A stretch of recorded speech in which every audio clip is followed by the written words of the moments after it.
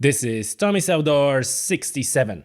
And folks, I'm not gonna lie, this episode is mainly for anglers. And I know a lot of you folks are stuck at home right now and can't go fishing. So that episode is dedicated to you, all you anglers stuck at home who are longing to go out with rod and line, but you can't. And maybe some of you have this thought that once it's all over and you can go fishing again, you will go to some bucket list fishing destination. And there is no better place to go looking for bucket list fishing destination than worldsportfishing.com. And by the way, this episode is not sponsored by World Sport Fishing, but our guest today is a fishing guide and owner of World Sport Fishing, Richard Sheard. I fished before with Richard, I think 10 years ago in Guinea Bissau. And so I am really happy to be able to bring you my conversation with Richard, and it was great to talk with him again. Unfortunately, I haven't fished with Richard since, which is something I feel like I need to fix. But these folks were in touch with me pretty regularly, like with all their previous customers, sending fishing reports and giving information, what's up and where you can go fishing at the moment. So once you're on their list, you will be updated. And yeah, so I'm not going to be dragging this any longer. Ladies and gentlemen, Richard Sheard.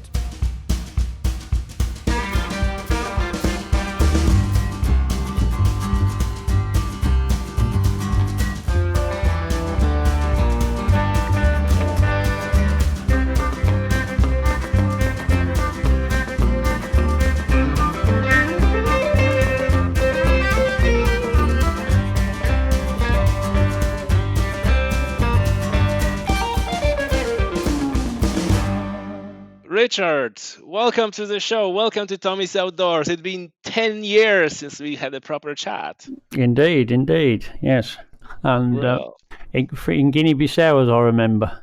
Yes, exactly. Probably the listeners to this podcast heard that story many times. 10 years ago, I was in Guinea Bissau. But in fairness, that was probably the best week of fishing, or maybe 2 weeks of fishing in my life so far. So yeah. It does do that to people, Guinea Bissau, I'm afraid. Yes.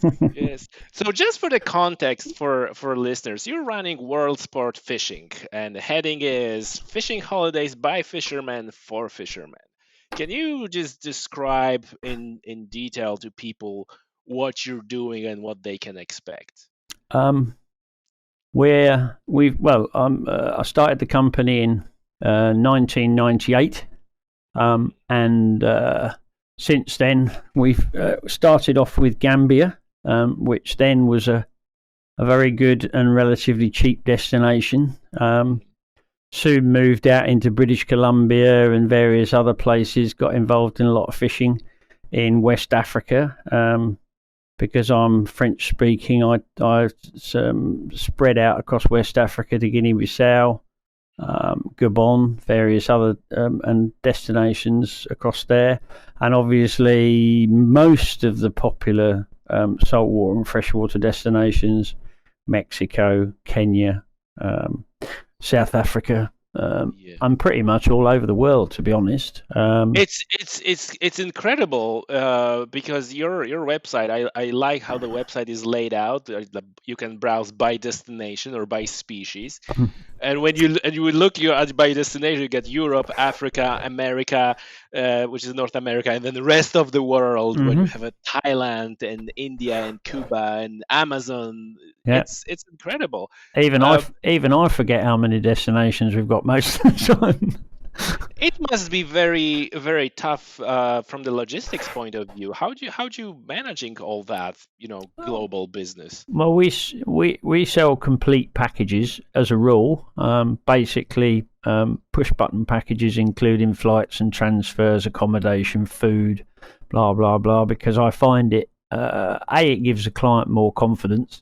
And B, it's a lot easier from our point of view, from the point of view of, let's say, the last thing you want is clients booking their own flights and missing connections and losing days fishing and that sort of thing. So I find it easier. And I think the clients prefer it anyway because it's a one-off cost.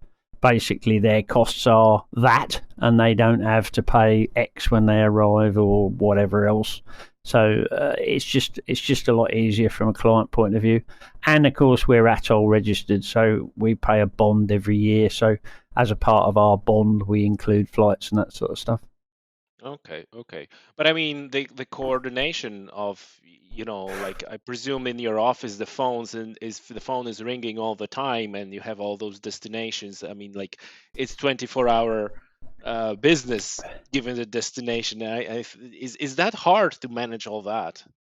I think initially when you're setting up new destinations, it's difficult because you've got to get to know the people and how they work and one thing and another. And I tend to travel to the destination, look at what they're doing, and it's a lot easier to understand how people work and the limitations of what you can do and where you can go and all this sort of thing, because it's a lot easier to explain to clients how it works if you've experienced it yourself. I mean, you get people who have, I wouldn't say unrealistic expectations, but they have expectations of what they can do. And you're far better off to say, look, that's not going to work. If you want to do this, you need to go there. Or if you want to do that, you want to go here. Because, and also, there are myriad different options. You get big groups of guys, you get two anglers together, you get families, you get couples, you get whatever. And certain destinations are just not, how would I put it, suitable for certain people. For instance, the island in Guinea, you wouldn't want to take somebody with their wife who wants to go shopping and massages and all this sort of stuff, because that kind of thing is not available. So I mean, there are obviously destinations where that sort of stuff is available, but knowing your client, spending the time going through it, talking through the options, finding out what wants, and partners are very important, because to be perfectly honest, if you can keep the partner happy, then the fisherman can go off and do what he likes, and everybody stays relatively content. Whereas if you send the wrong person to the wrong place, all you're going to get is let's say arseache. Gotcha.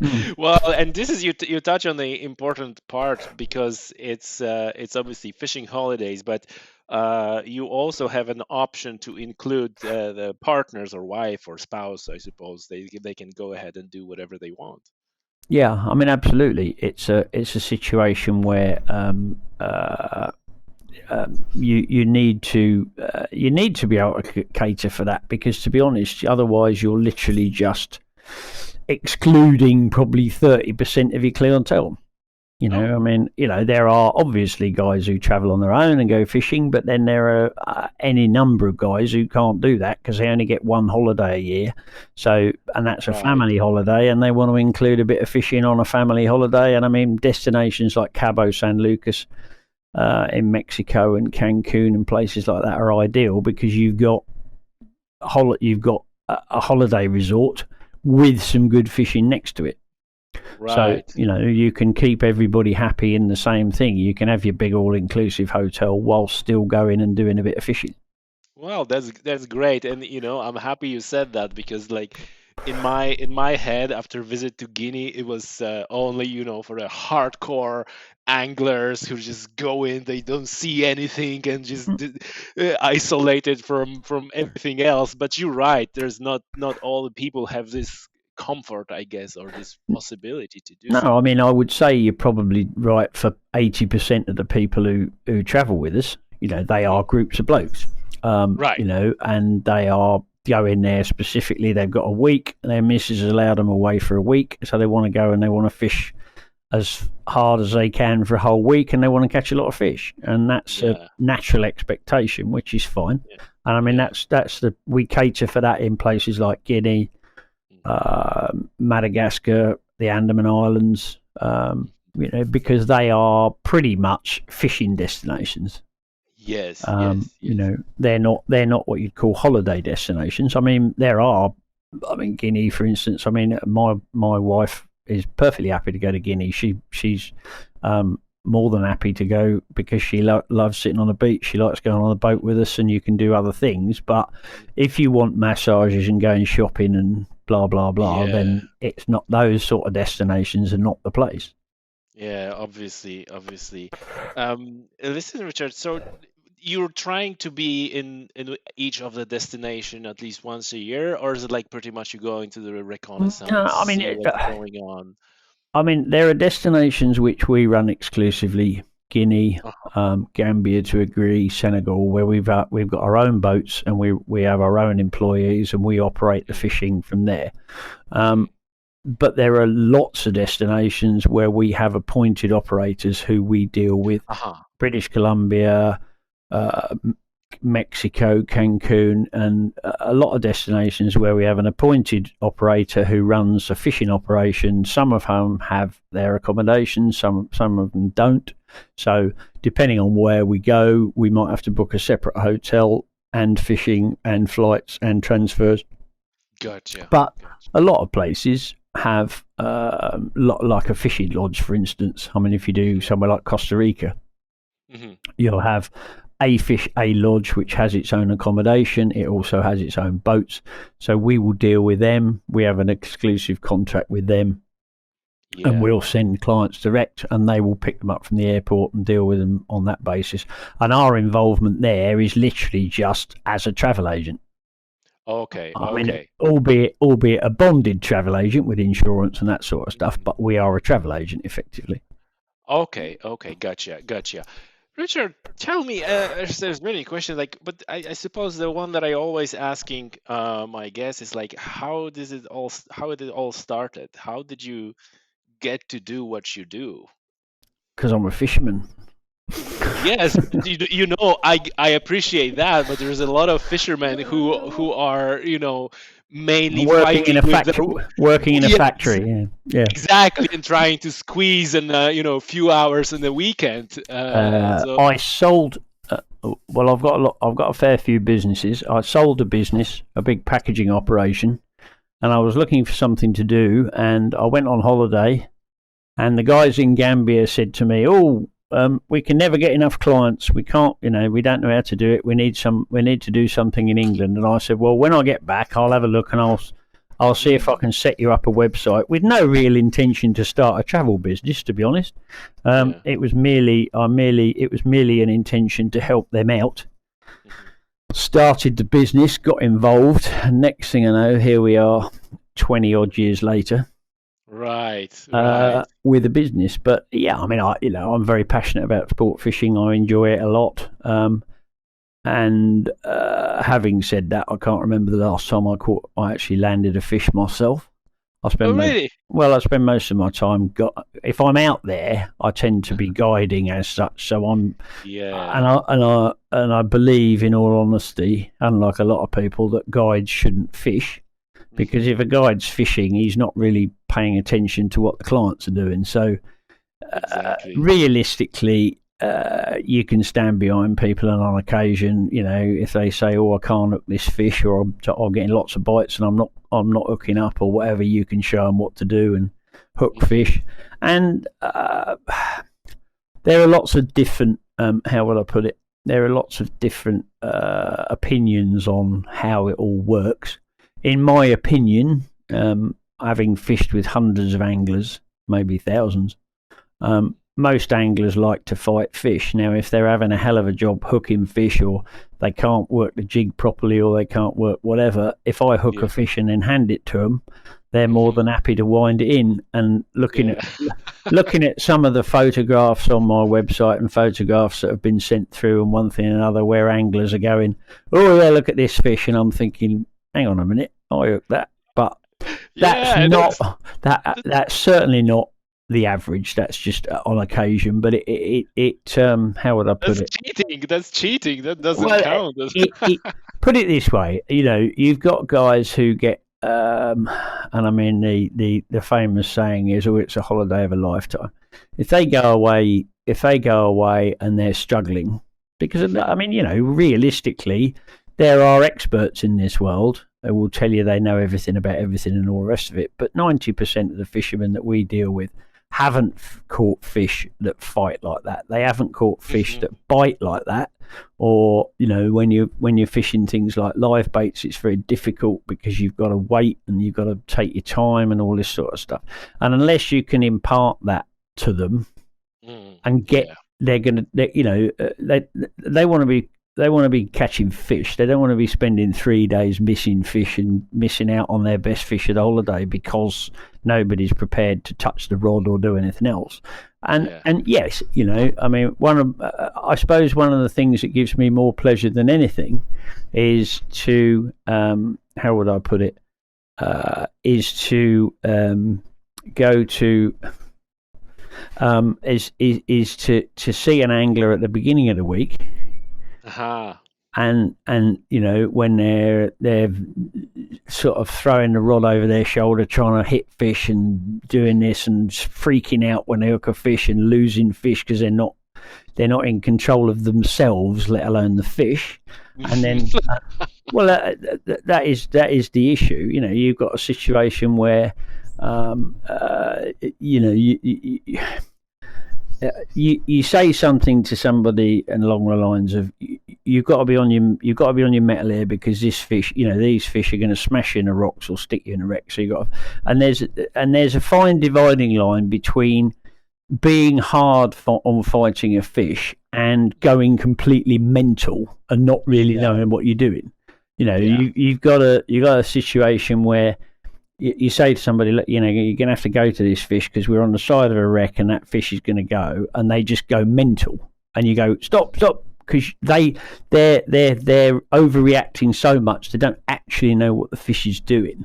They don't know where it's going. They don't know what it's doing. Whatever. Because and half the time they either end up pulling the hook out or just getting smashed up. So effectively, the imparting to people the ability to control what they're doing, suss out what the fish is doing, because if you hook a fish that like a cassava, it's not going to run in a rock, and you won't really know that until you know how the fish takes or what it's doing or whatever, or where it's going.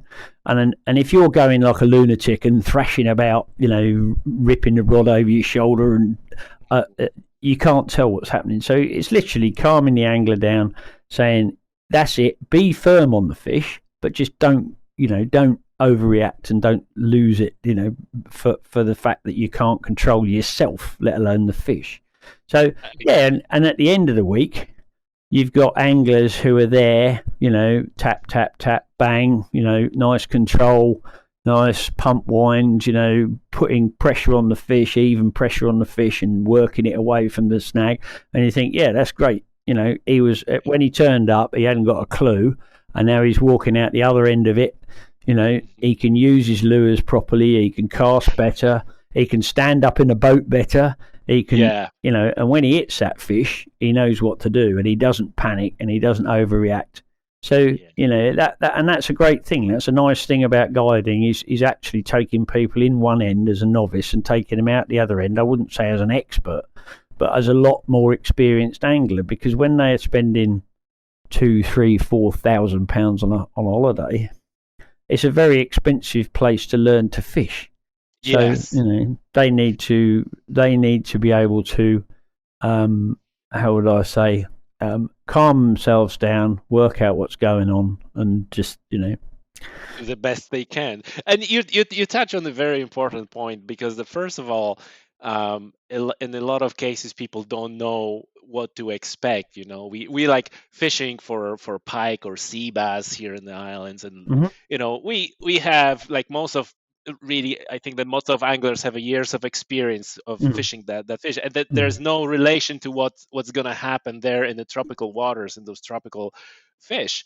And the other thing, I can say, I remember that from my own experience, like the first day we went on a boat, and the first time I had a bite on my rod, it was like completely the emotions, the everything that's going on around, the night spent in the hut, all these things, and it's really hard to kind of, like you said, to calm yourself and focus on the task. It's more of like, oh my God, there's a fish, and I remember you just walked to me and you pat me on the shoulder, and it's like, Tommy, relax. It's just the first day. It's the first fish. Like, relax. You got this. And that's exactly what happened. You probably see that over and over and over again. Absolutely. I do remember calming you down a bit. I do remember you being in the same position everybody else was, but it's the same. It happens, and people, they've been waiting all year to do it. They do there's a long way to travel. You get there, then everybody's, whoa, yeah, let's get out there, let's get going, and you have to calm everybody down, and you have to go through all the gear, and you have to say this does that, and that does this, and this is the knots we're going to use, and this is what we're going to do. And when I'm not there, that's what the boys do. My boys are all excellent fishermen. They're used to catching fish. They are used to catching fish. And I mean, we're talking about Guinea now rather than other destinations, because obviously they're my employees. So therefore I put my level of quality on them, or trying to impart it to them that they've got to do these things. I suppose that the one thing you should expect from a skipper is his willingness to change if it's not working, his willingness to try other options, to keep moving, keep doing things, and also to use his knowledge to plan your day out. So effectively, that skipper, and we do it a lot, where we sit down the night before with the boys, and I say, right, where are you going? Where are you going? Where are you going?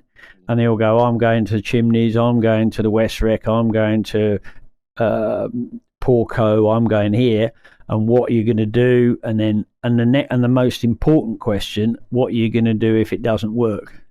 Yeah. Because there's no gimmies in fishing. We can blank just as easily as anybody. We don't quite so much, because we've got lots and lots of different marks, and we've got lots of different places you can fish, lots of different methods you can use. And because you've got multiple species, what tends to happen is, if one thing's off, something else is on. Yes. Certain fish will take advantage of certain tides, whereas other fish will just go and sulk on the bottom. So effectively, 9 times out of 10, it's unusual that you blank. I mean, some days it's difficult, some days it isn't.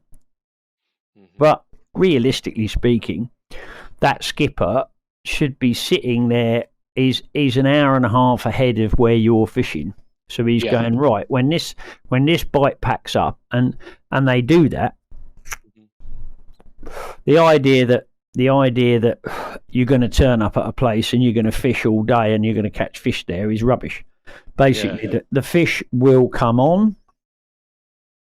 Normally, big predators don't rush about in fast tides. They're not going to do that. They're not going to waste energy charging about in a fast tide, because the small bait fish have the advantage. So effectively, in a fast tide, a small bait fish will be sitting there, a big bait fish will come, all the little bait fish has got to do is turn sideways and boom, it's off.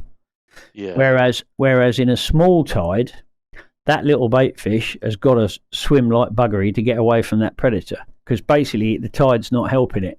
So effectively, those big predators will take advantage of the smaller part of the tide, which is effectively, obviously, the end of the tide and the beginning of the tide, and they will be out hunting at those moments. Yeah. So effectively, that skipper is going, right, I've got a 4-hour window or a 3-hour window in which I've got to absolutely maximise what we're going to catch, because he knows he'll turn up at a mark, he'll drop down, and the tide will be a little bit fast, and he'll just sit there and go, right, wait, and then all of a sudden it will switch on. Yes. And because that tide will have dropped down to a point where those predators will start to move about, they'll come out their holes, they'll swim up, they'll find wherever they're going to be, and they will start hunting, because that's when they're hunting, and that will carry on through the bottom end of the tide. It will probably drop off a little bit when at slack water, because there's no food being brought to the fish, and then it will probably pick up again just after the start of the tide. So effective at the start of the outgoing. So if you're fishing an incoming and then you get the slack and then you get your start of your outgoing, so you'll get 2 peaks, but all throughout that window. Now, obviously, the smaller tide you've got, the longer that window is, because the longer you've got of slower water. So he will put his day together based around the fact that he knows, right, I want to catch some snappers, or I want to catch this, or I want to catch that, or I want to catch the other, and he'll know his marks and he'll know where he's caught certain things, and he'll be able to go to that point and say, right, today we're going on a snapper bash. They come on at the end of the incoming tide, so I want to be on that set of rocks because that's where the snappers tend to be, and I want that bait, and I want to keep some of my live baits. I don't want to burn them all during the middle of the tide. I want to keep some of those baits so we're ready to go as soon as we hit that mark, because he knows he might have, it might be 20 minutes, it might be 40 minutes, it might be an hour and a half. But the point is that bite will start and stop. It will switch off like a light. Yeah. And then, because he's an hour and a half ahead of where he wants to be, he'll then go, right, we're going to travel to there, and at the start of the drop, I can go and at the start of whatever tide the next tide is, whether it's incoming or outgoing, I can do a bit of trolling on the way, and then I can get to another mark by the time it starts to move again. So those are the sorts of things the night before you're sitting there talking to your skippers about and going, right, put your day together on that basis.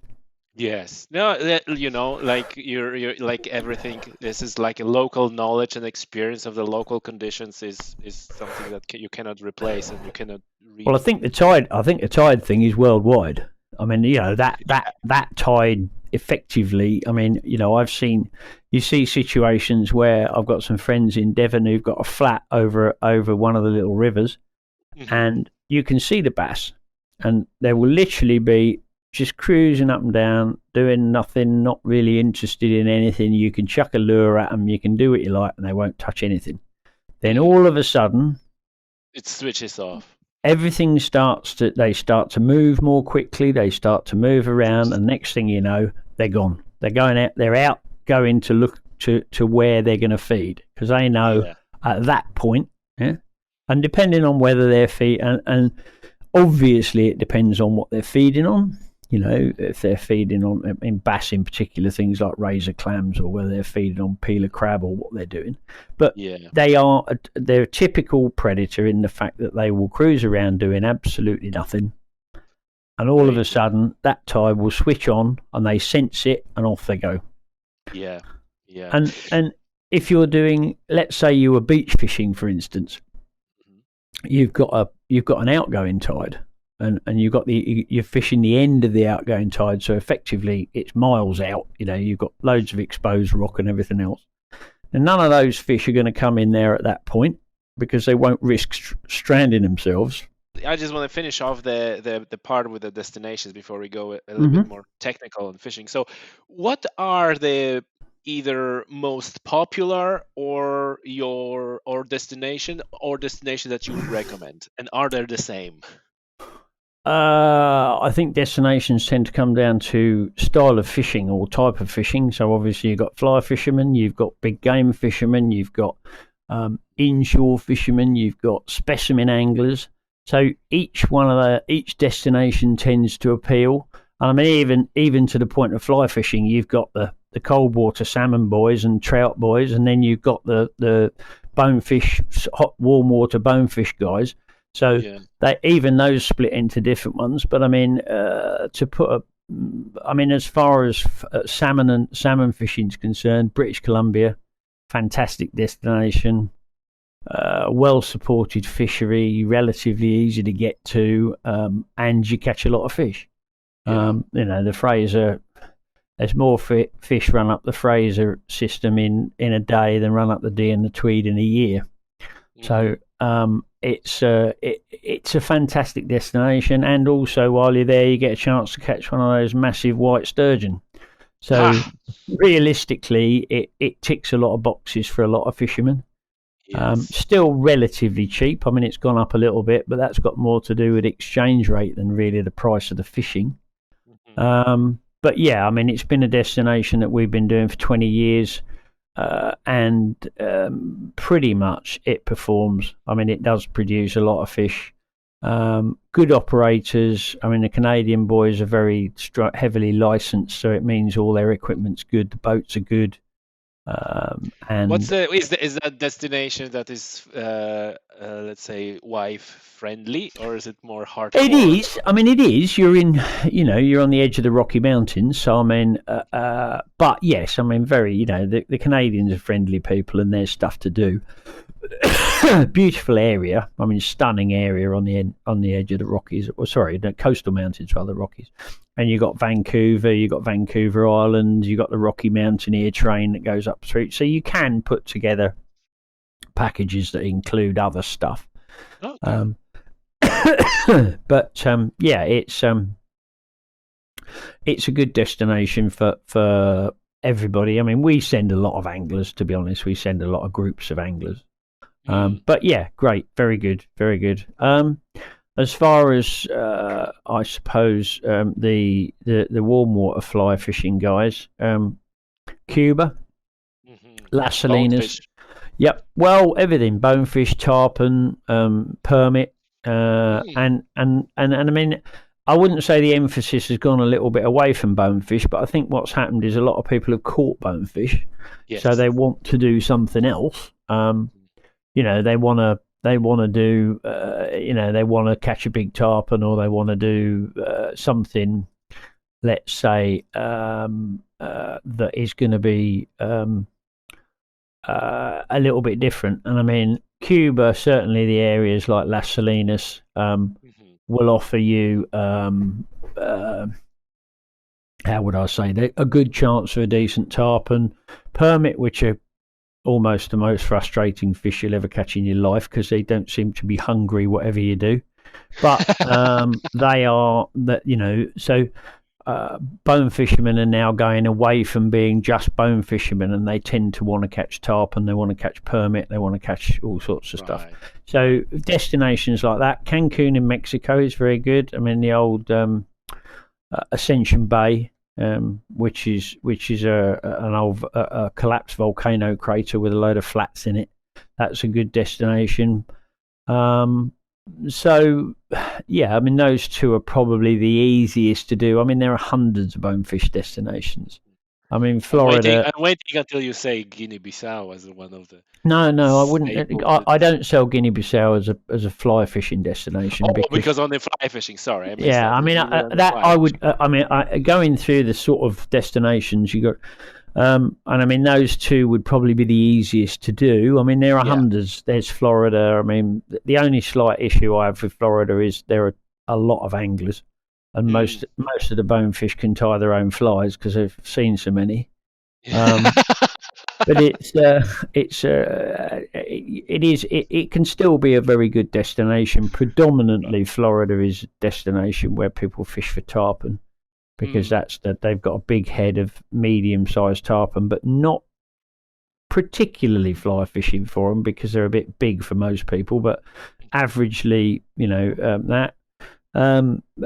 offshore big game fishing, Cape Verde is fantastic because it's got a lot of fish, but predominantly Salvicente, the island. Everybody's got the idea that Cape Verde, you catch them everywhere. Well, you don't, like most places.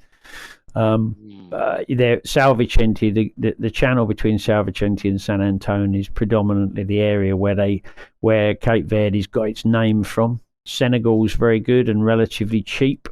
Kenya, which has obviously fallen a bit out of fashion because of used to be the prime big game destination for British anglers, but it's fell out of bed a bit now because of the terrorist issues they had, but it's coming back a bit now. There are lots of big game destinations. Cabo San Lucas is fabulous because it offers great accommodation, loads of options, resort hotels and when you're talking big game, you mean mainly marlin, sailfish, pelagic species, so yellowfin tuna, all the billfish, sailfish, marlin, blue marlin, black marlin, whatever. I mean that's predominantly what they're after. I mean, you can do there will be other things involved in it, like GTs and that sort of stuff. And then, I mean, after you've done after the big game stuff, then obviously you go to inshore tropical fishing, which is a bit different because you're looking at things like GTs, tarpons, snappers, jacks, which will be more prolific fishing. I mean, I get an awful lot of people who phone me up and say, "Oh, I want to go big game fishing," and you go, "Well, do you actually want to go big game fishing?" Because when it comes down to it, that involves sitting on the back of a boat watching a lure for hour after hour after hour, and not really catching very much. Because when it comes down to it, what people have to understand about marlin fishing is you don't catch a lot.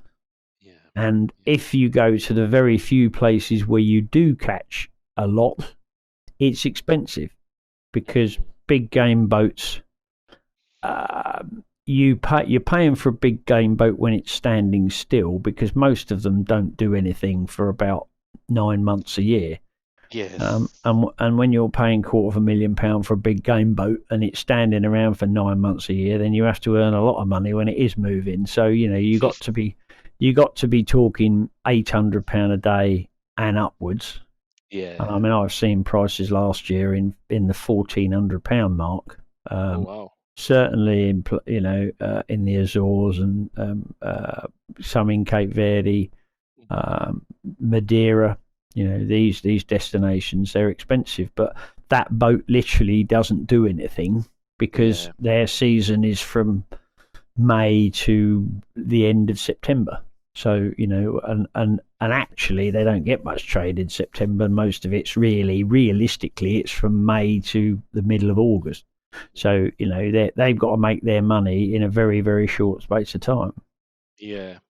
So, and then, as I say, then you've got your inshore stuff, which is more prolific. And a lot of people actually, when you talk to them, they don't want to go marlin fishing. What they actually want to do is go and catch a shitload of fish. Yeah. So, to go somewhere like Guinea. Be entertained. Well, absolutely. Yeah, And you see a lot of, I mean, the problem, as I say, a lot of this comes from TV or videos where you see, people winding in marlin left, right and centre and all the rest of it. And having done some big game fishing, that's not how it happens at all. You have to be prepared to spend hours and hours and hours looking for the area where the fish are. And then, when you hook one, you're probably in it for 3 hours. So, and when you tell people that a good week's marlin fishing is 2 or 3 fish, they suddenly change their mind. It's a great marlin fishing. Well, exactly. And this is the problem. You can go. I mean, you go somewhere like Cabo where you've got small striped marlin inshore, and a lot of them, but the biggest ones are going to be £120. So, realistically speaking, you can catch those on small boats inshore, so it's relatively cheap, but they're not going to be monster fish. They're a marlin, and when all's said and done, people say, "I want to catch a marlin and tick that box." But I think most people have the idea in their head that a marlin is £1,000, £1,000, 400, 500, £600. Whereas and I send a lot of people to Cabo. Certainly a lot of people who've never caught a marlin who want to go and catch a marlin, because it's a destination that in amongst those marlin you've got yellowfin tuna, you've got rooster fish, you've got snappers, you've got sorts of different stuff. So you can actually, how would I put it, you can they can tick that box whilst catching other things, but that's rare, in fairness. In amongst those destinations, that's a rare thing.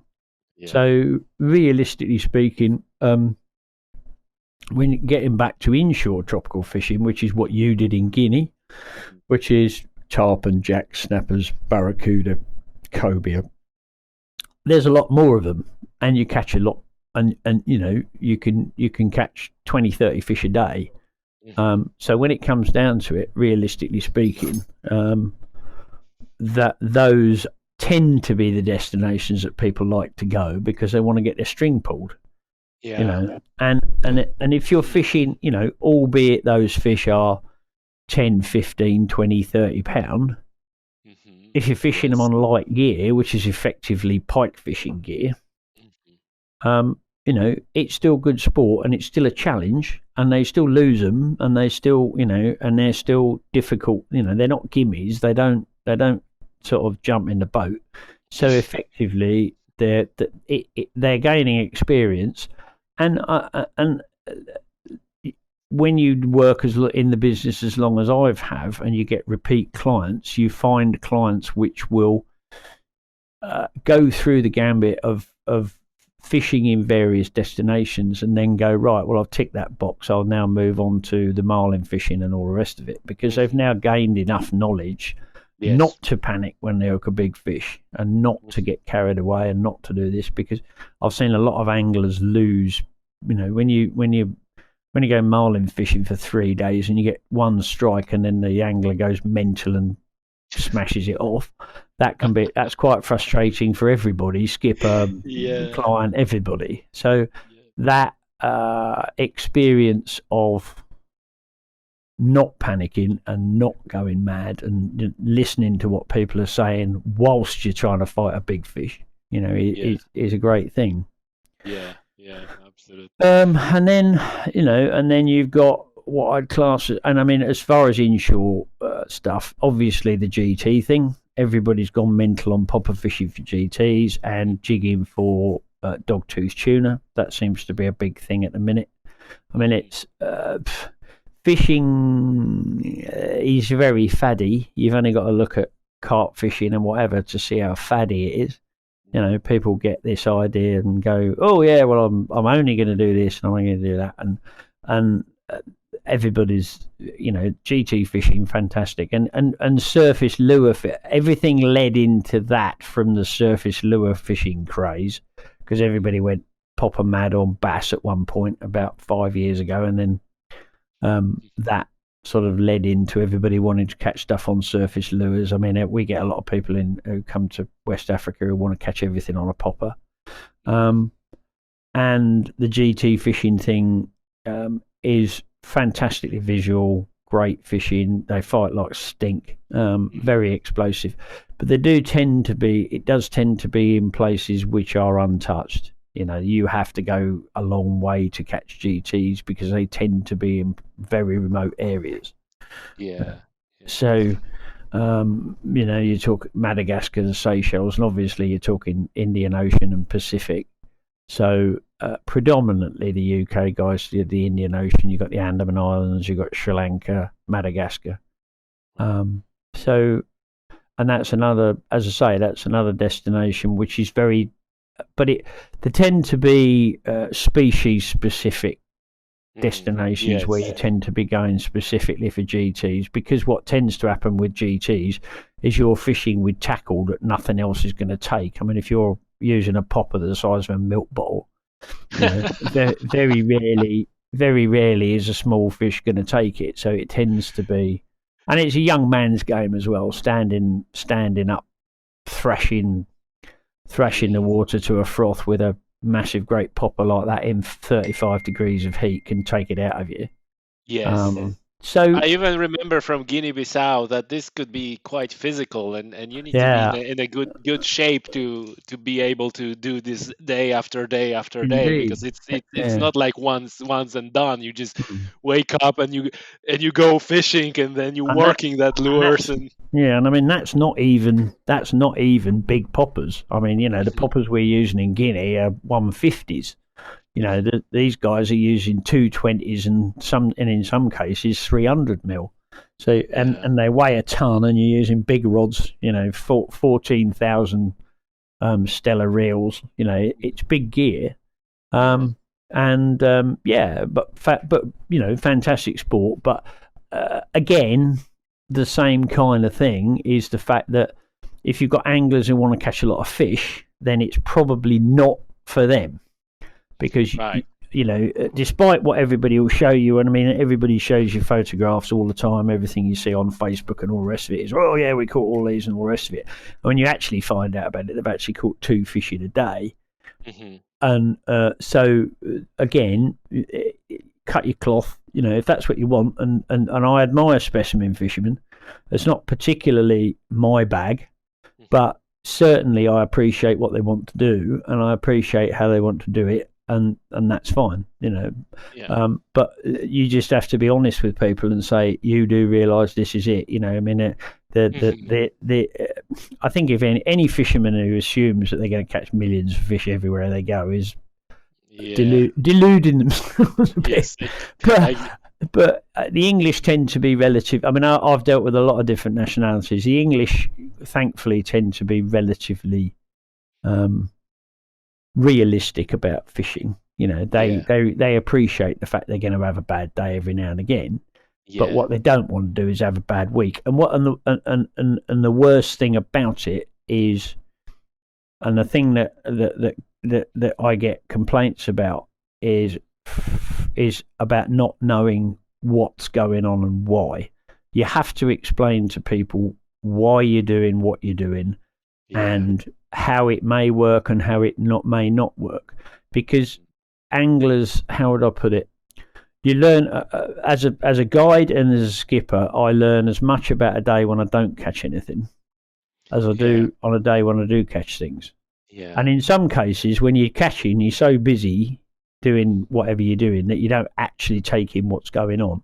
Whereas on other days when it's a bit slower and you've got time to appreciate what's happening, you can literally put down in your log, right, I'm not doing that again because that, you know. That I think, and I think sitting down at dinner afterwards and saying that worked because, or I think that didn't work because, and tomorrow we're going to try something different because, and then at least they're involved in it. Exactly, they're part of it. Yeah. They're not making the decision themselves. You can, if you're clever enough, you can make them think they're making the decision themselves. But the reverse psychology. Indeed, yeah. Well, that always works. But I think it's a case of you've got to involve the fishermen in it, because if you ignore them and just go, right, I know best and we're going there and whatever you say, I don't give a shit, you know. And you also get people, you know, I mean, a typical example is, we just want to go popper fishing. And I'll say, well, you can just go popper fishing, but what you have to appreciate about popper fishing and lure fishing is it doesn't work all the time. Yeah.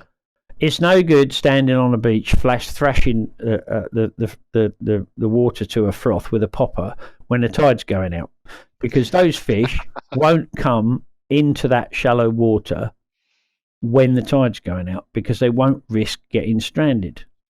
So what you say to your clients is, yes, we can go popper fishing, and yes, of course we'll do it. You will do it, but I'll take you there at that point of the tide and say, as soon as that tide turns and that water starts to push, those fish know they're not going to get stranded in shallow water, because the tide's coming in behind them, so the water's getting deeper, so they can come in and they're more confident and they can come in closer, and then you'll catch them on your popper, and they understand that. And you say to them, this is the reason they're doing it. And then you say, well, we can go to we caught them on the sandbank at so and so, and they say, the reason you caught them on the sandbank at this point of the day is because the mullet are in shallow enough water that the fish, when they attack them, can corral them against the sandbank. Right. If the water's too deep, then those mullet can get away. So there's pointless those jacks being there chasing those mullet when there's deep water against the sandbank. They will only go there at a point at the start of the incoming tide, because that way the water's shallow. They can corral the mullet into the sandbank, and they can catch them. Yes. When the water's deep, those mullet can go down and sideways. When the water's shallow, they can only go sideways. So effectively, the jacks are not going to go there. So and you explain that to them clearly, and you say that's why I don't want you to go popper fishing all day long, because you're just going to thrash it to death. And yes, but you might by accident catch a fish that just happens to be wandering past. But when it comes down to it, to maximise your fishing opportunities, we need to be on that sandbank between that and that. And they go, Yeah. yeah, but we caught them at 2 o'clock. And you go, right. And they go, yeah, but we caught them at 12 o'clock 2 days ago. And you go, yes. And the tide goes back 50 minutes every day. So if you caught them at 12 o'clock 2 days ago, you want to be there at 2 o'clock. So, and all these things, and you just explain it to them as they go along, and then they feel involved, and they learn something. Exactly. Does it often happen that someone says like, "Oh, I want to go, popper fishing or GT fishing," and then you or some of your crew goes like, "Okay, how old are you? How fit are you? I do. How much can you lift?" I do, yeah. I do. I quite often say to people, how you do realise how physically challenging this is. I mean, even in some cases, it's not necessarily just the fishing; it's the weather and everything. It's not just a case of the fishing side of things. Yes. When you're standing up, you're going out. Some of these places, and Guinea in particular, you're out at 8:30 in the morning, and if you're catching fish at 7 o'clock at night, the boys won't bring you home. So you could have been out in that boat for 12 hours by the time you get back on the beach. That's a long time in 32 degrees of heat. So you need to be prepared, and you need to take, I send a list out to everybody of all the stuff that they need, like big hats, long sleeve shirts, all the rest of it. And I still get people who turn up without a hat, wearing T-shirts, and they're going, "Oh yeah, I've been on the beach in Spain for 5 hours," and I said, It's not like Spain, mate. The sun is not the same in Spain as it is in Africa. And, and then all of a sudden, 2 days later, they're going, I feel a bit rough, and I think I must have eaten something because I've got diarrhea and all the rest of it. And you go, no, you've cooked your brains and you've got heat stroke.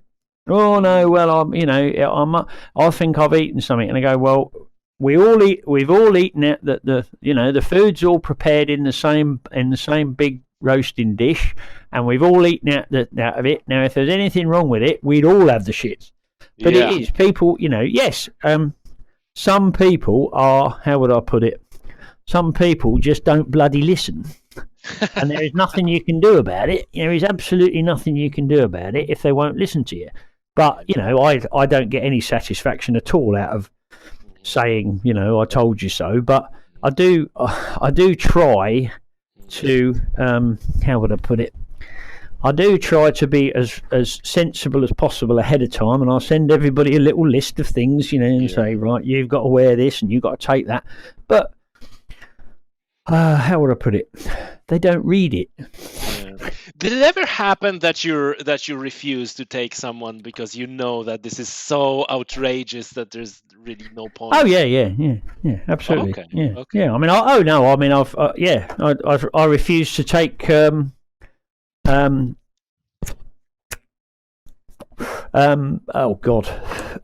TV crew when we did extreme fishing. Robson Green. Wow. Now the thing about doing TV programs, and you'll find that that if you speak to anybody who's done any amount of recording factual programs for whatever, not that I'd say that fishing programs on TV are factual in any way, but you don't get the star when you want them. You get them when they're available. Yeah. So the first time when we did extreme fishing, they said, "When do you want to go?" And I said, "Well, probably November, any time between November and March." And he came out in September, at the end of the rainy season. They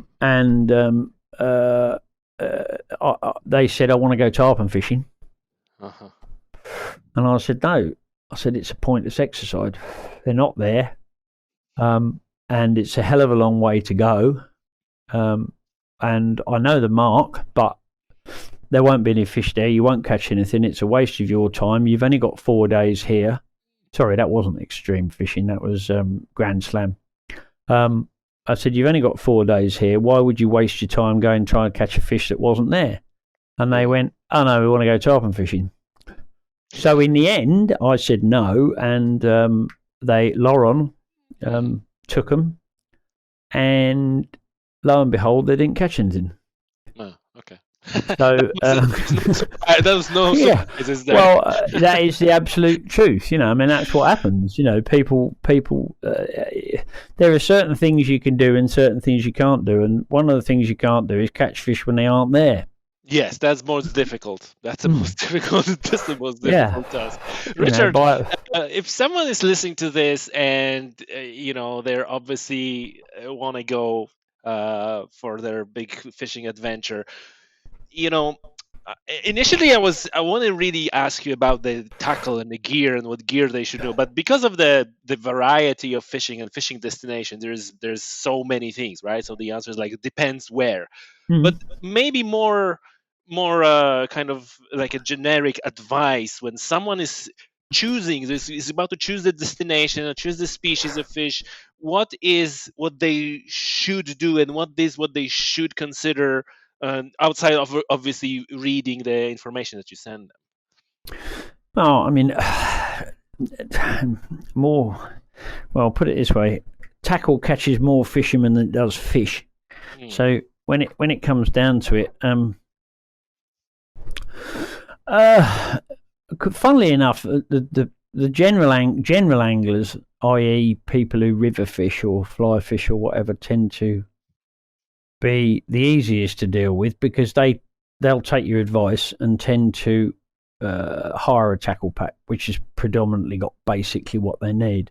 Everybody wants to buy a few bits and pieces, and that you get a scenario where, fishing being faddy as it is, you will end up in a situation where, when I was guiding a lot in Guinea, you'd end up with one group turns up and goes, "Oh, have you seen this Snowy tarpon rod?" And you go, "Yeah, a guy had one last week and the top snapped off it." And then you go, and then it is snapped off it. And then you'll see the next group will turn up and the bloke will go, "Oh, I've just bought this Snowy tarpon rod." And you go, "Right, well, leave it in your room."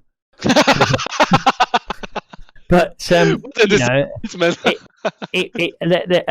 look, the same with lures. I mean, when the Williamson jet popper first came out, everybody who came over brought a Williamson jet popper because obviously they were doing a lot of advertising, and it was like, "Oh yeah, have you seen this?" And you go, "Yeah, there's the last bloke brought some of those." I mean, put it this way: lures, colours, everything else. I'm a great believer that the guy who catches the most fish is the guy who has his lure in the water for the longest. Now, I'm not saying that all lures work because the action is important and whatever else. But generally speaking, when you work out that a 150mm popper about suits the fish you're fishing for, I don't believe that the colour makes a huge amount of difference. Are you one of these guys who just have their own favorite lure and just keeps fishing that one lure always? The problem being is when you're fishing for 30 different species and you don't know which one's going to pop up and grab your lure, it's very difficult for me to stand there and go, that lure is going to work. I know that over shallow rocky ground, you can either use a popper or a shallow diving lure, mainly because they're working in the range that you want them to. Poppers, as such, don't catch very many fish.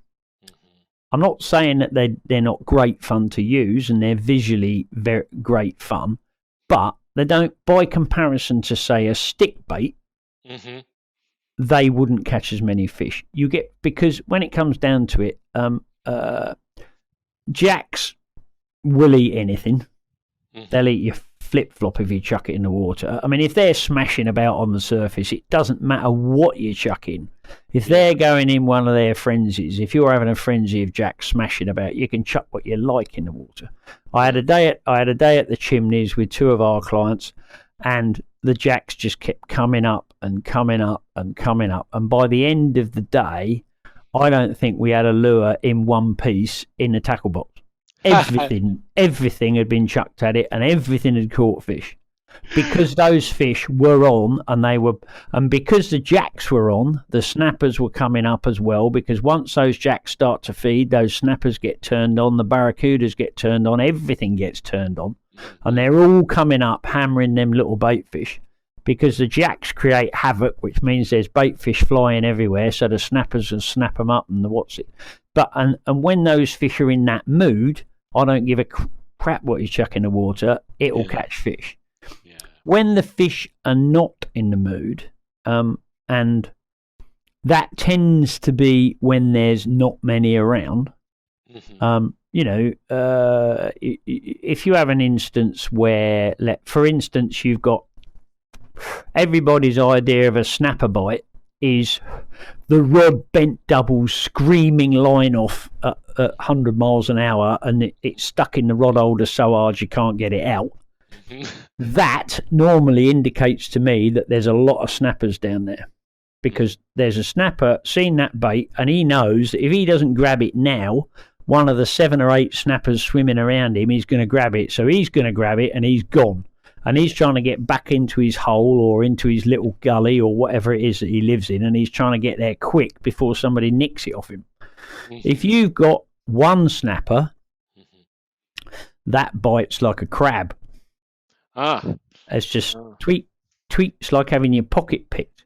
That snapper will come up and he'll just pull it, tweak, and you look at it and you go, oh, small fish, and you feed it a bit more line, and then you tweak, and you go, feed it a bit more line, tweak, and then you go and then you see something and you pick it up, boom, and it's a rock, because that fish has dragged you back, slowly. It's never got hold of the end, the hook or anything else, and it's just literally dragged it back, because it knows he's on his own, so he's in no hurry. But it's just the same snapper that when there's 7 or 8 around, he would have grabbed it and gone, because he's got competition.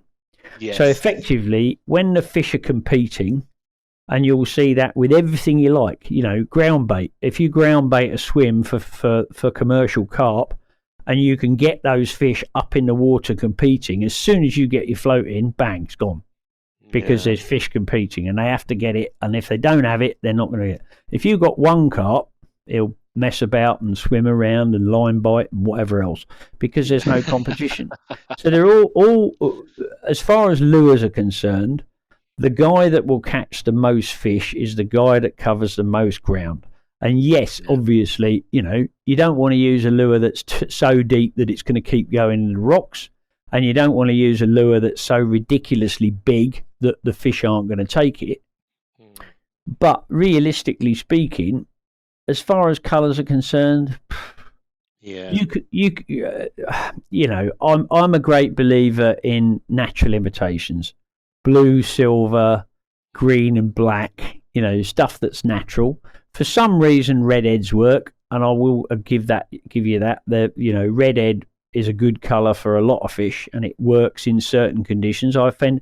And the only other variation I would use for that, if I was trolling and it was coloured water, I would go for some fluoro colours, maybe a yellow or an orange. Okay. But to stand out in the water. Yeah, well, just a bit of something, just a little bit of something that goes through. But I mean, I've caught no end of fish on black lures. Yeah.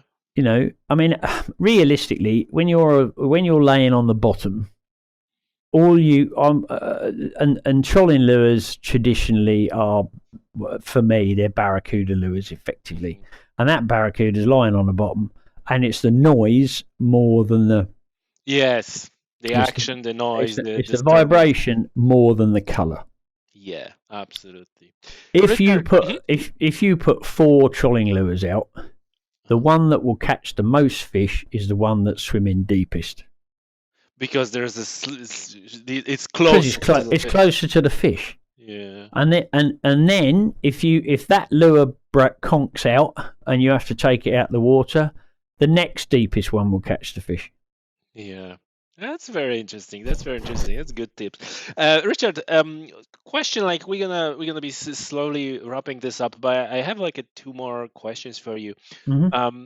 over all those years, so obviously you have a 20 years or probably even more of experience in fishing in all those destinations. Hmm. Over the years, do you see any changes with relation to, either climate change or decline in species or biodiversity? Absolutely, yeah. I mean, Gambia, to be perfectly honest, is nothing like it was. Nothing like it. I mean, Gambia, when I first started going there, um, was a good destination. It was never as prolific as Guinea, Mhm. but it was a good, cheap destination. And it was easy because obviously it's a holiday destination for UK anglers, for UK citizens. So um, it was easy to get there, cheap, decent hotels. It's a good laugh, decent food, but the fishing was good. I mean, the boats weren't terribly clever, but you could forgive that because they were cheap and you catch fish. Mhm. But now it's been summarily slaughtered, and it's a very small country, so therefore a lot of how would I put it? A lot of the small reefs have been, the situation now is the price of fish is so expensive that if one person catches a £30 cassava, next thing you know, the following day it's like a car park because that fish is worth a month's salary. Yes. They can sell that to a hotel for equivalent of a month's salary. So those guys are, they're gonna fish so hard to try and catch those fish. Mhm. And when it comes down to it, on those small reefs, the situation is that for a combination of no catch and release, they don't let anything go, which hasn't helped them. And they've got a commercial, an offshore. Trawlers. Well, you see, I'm not so sure I about. heard about the Gambia that the problem was that the government sold off the fishing rights to EU, and the next thing you know, there's big super trawlers showed up and they're Well, wiped not out. really. I've never seen a super trawler. I've Mhm. never seen a super trawler. I've seen some dodgy old trawlers coming out of Dakar, but I've never seen. And I've been blue water fishing off Gambia a lot. Okay. I've seen plenty of old what's this, and they fish for these goat fish. These like a bit like a red mullet, Hmm. and that's what they fish for. And they go into fish meal and fish pies and that sort of thing. Okay. I've never seen what I would call. I mean, you see, what you got to remember is Gambia is a funny environment because actually it's just one massive river estuary. I mean, when Yeah. you're in Gambia fishing, you're not fishing in the sea; you're fishing in the river. Now, the actual drop off in Gambia is about 22-25 miles offshore. Now, that leaves a big environment for fish within that, and the sort of fish you're talking about, which are um, cassava, snappers, barracudas, aren't offshore fish. So theoretically, they shouldn't be that affected by offshore trawling. Mhm. My issue with it is the fact that they've got very small reefs. They did a lot of work pumping sand out of the river Oh. and putting it on all the beaches, which didn't help. And also, they've got a huge Senegalese influence there, where the Senegalese are down there. I mean, basically, they I remember going to Gambia when you'd see 50 or 60 big guitar fish and big rays laying on the beach every day in the villages. Oh. And those fish take a long time to grow. Yeah. A big guitar fish, an 8-foot guitar fish, would be 30 years old. Now, you're killing 50, 60 of those a day in an environment which is only 30 miles wide. Yes. And the problem is there's only really 3 or 4 main reefs in Gambia. Now, those reefs are probably only 30 acres. Now, you go and fish those fish, snappers, and you fish all those fish out. Every time they appear, they get hammered. Mhm. That, and they don't let anything go. There's no release of small fish. There's no anything. So everything that comes out of the water is dead. So realistically speaking, they're not. You're not going to get a situation where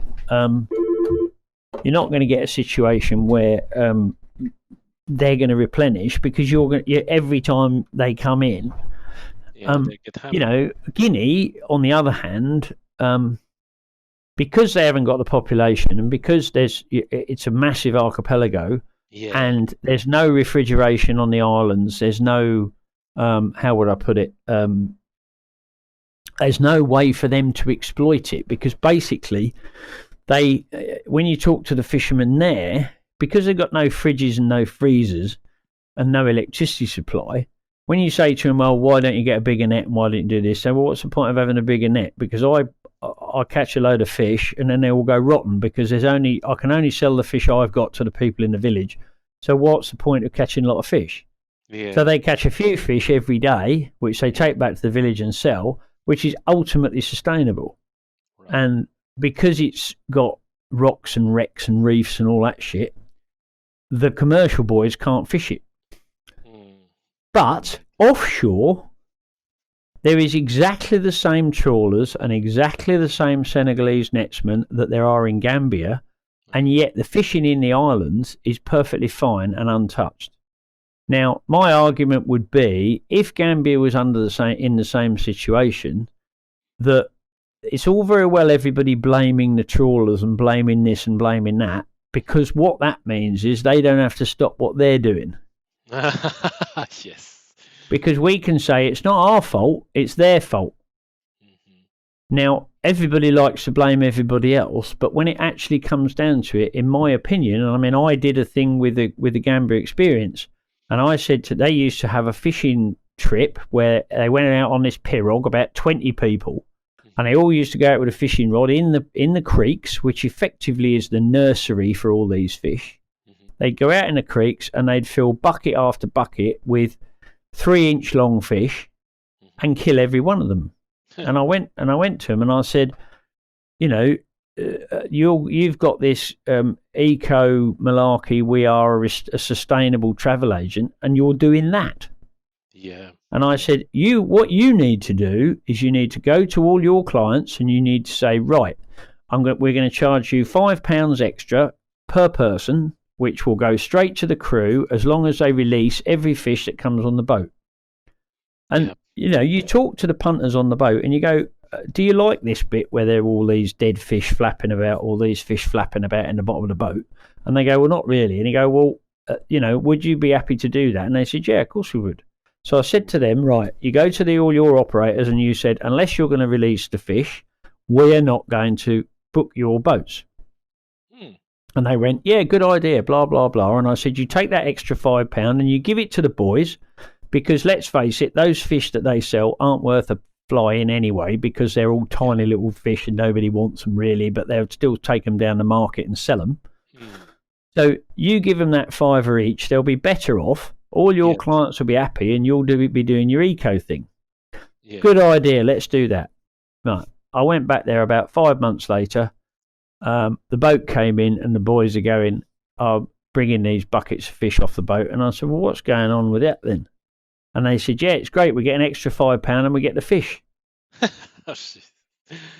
And now they've stopped doing those trips because they don't catch any fish. Of course, yes. Oh, man. Self-fulfilling prophecy, I'm afraid. That's what happened. And realistically, people are, make the most of, anglers should make the most of these places, because you are now having to travel further and further to get quality fishing. Places like Guinea, places like the Andaman Islands, places like Sri Lanka. These places are getting few and far between. Unfortunately, much as I'd love to find it, there are very few places where you've got 5-star hotels with top-class fishing right out the front. That's cheap.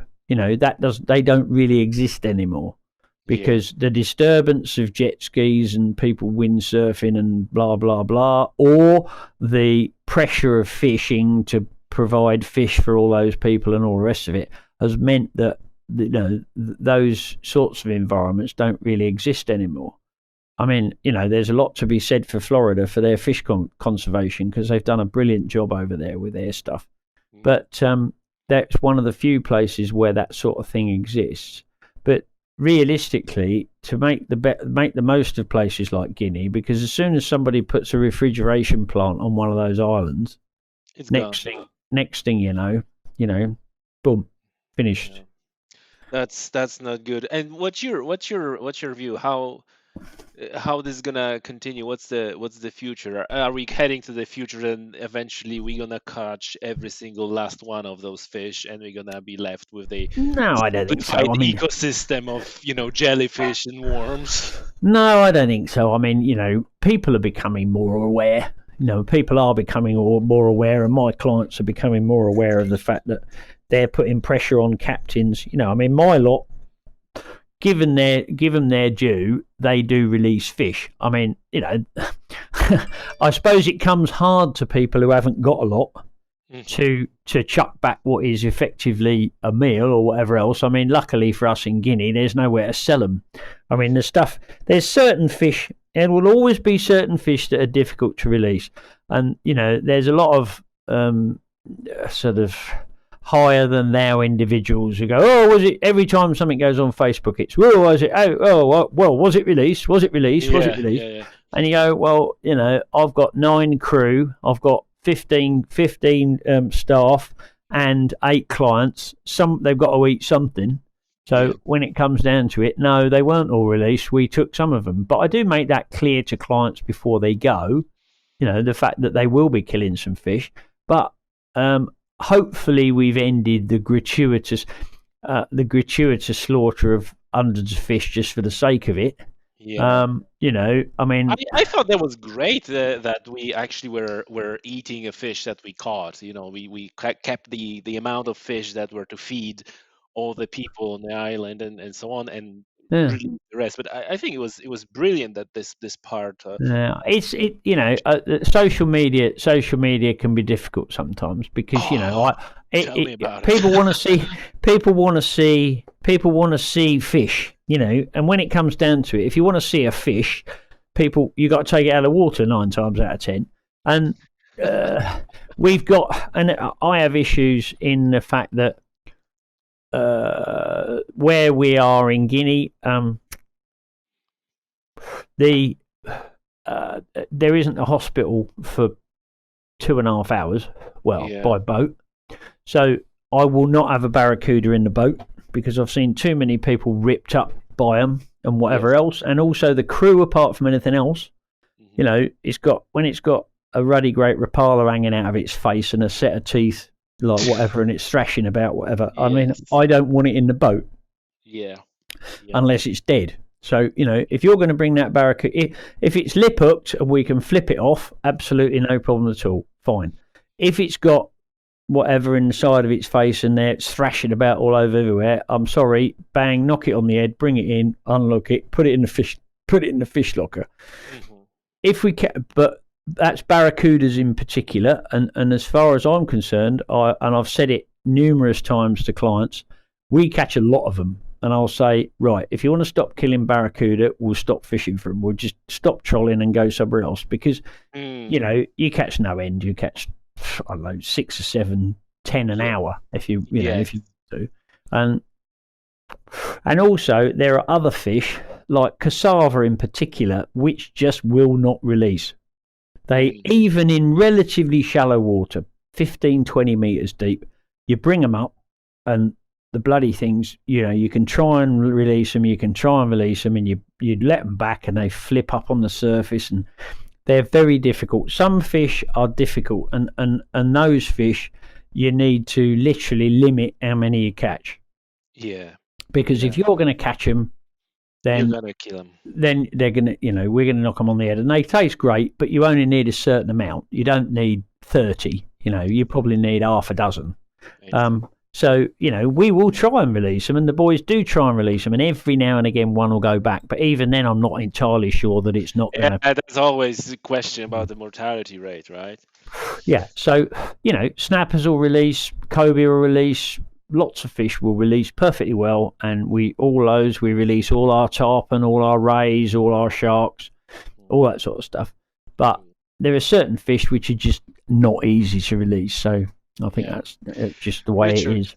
Last question. How do you see, what is the recruitment of new anglers? I mean, is it becoming slowly but surely becoming like a old man's sport, or do you see fresh blood and new people coming into angling? I think the father and son thing still works.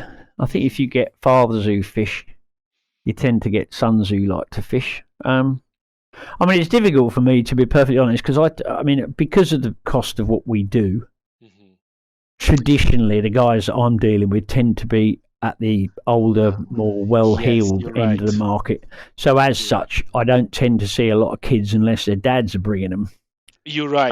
The reason I ask that, because there's this known phenomena, especially when it comes to hunters recruitment, that really these sort of and with angling in fairness as well, that these sort of outdoors activities are less and less appealing to young people, and so we tend to see older and older people hunting and fishing, and young people tend to stick at home and do their PlayStation or whatever else.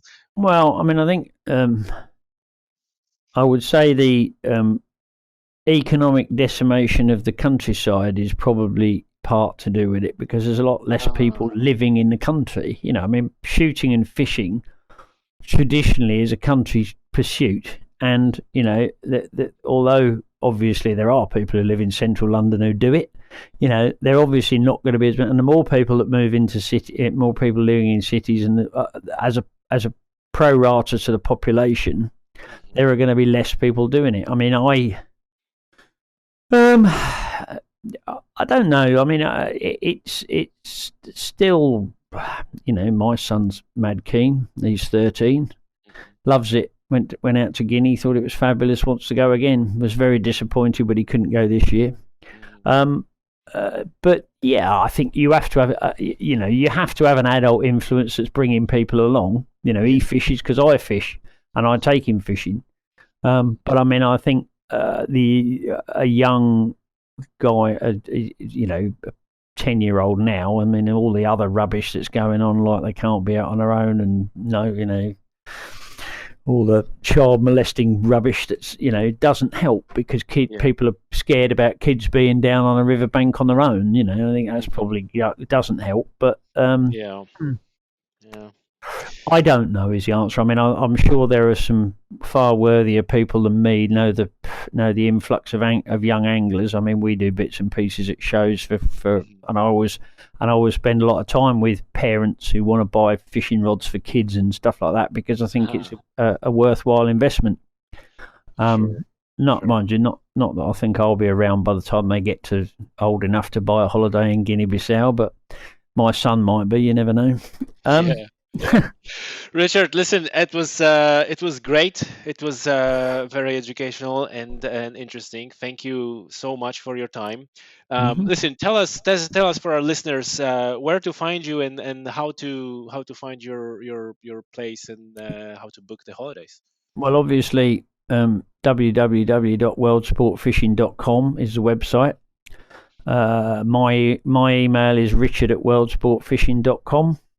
Send us some details. I mean, we do leaflets and bits and pieces for various destinations, so or give me a ring, 07977 29980, and I'll talk you through the options. I mean, that's the best way to do it. That's perfect. Richard, thank you very much. All right, mate. Thank you very much.